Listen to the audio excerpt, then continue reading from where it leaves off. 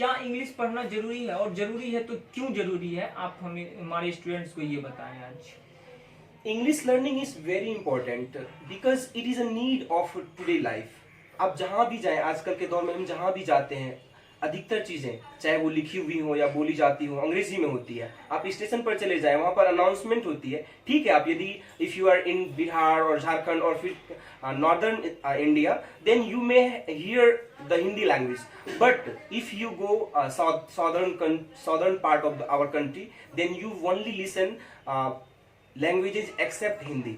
या तो आपको तेलुगु, तमिल ये सब लैंग्वेजेज मिलेंगे या फिर अंग्रेजी में। If you do not know English, you can't survive any more, because English is only medium to converse, to interact the people who live in our society. And if you want to travel worldwide or internationally, or want to visit the part of your out of state, then you must learn English.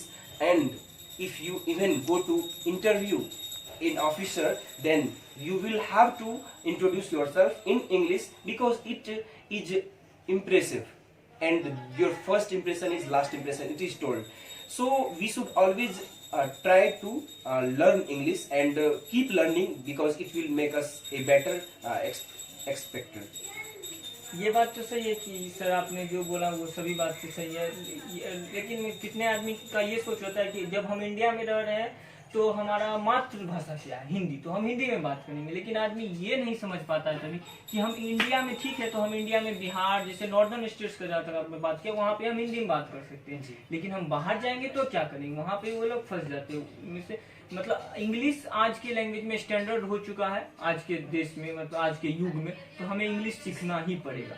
Yes, I have heard someone was telling that in southern part of our country, if you do not know the English of pani, if you keep telling pani pani, no one give you water, कोई आपको पानी नहीं देगा। If you do not know water, you will not get water. यदि आपको water नहीं पता है, वाटर नहीं बोल पाते, तो आपको पानी नहीं मिलेगा, प्यासे मर जाएंगे। तो ये चीजें होती है। If you should have to be friendly with another languages which is needed, जो जरूरतें हैं वो आपको उसके साथ समय के अनुसार चलना होगा। It was a time when people was totally speaking Hindi, और वैसे भी हिंदी हमारी राष्ट्रीय भाषा नहीं है।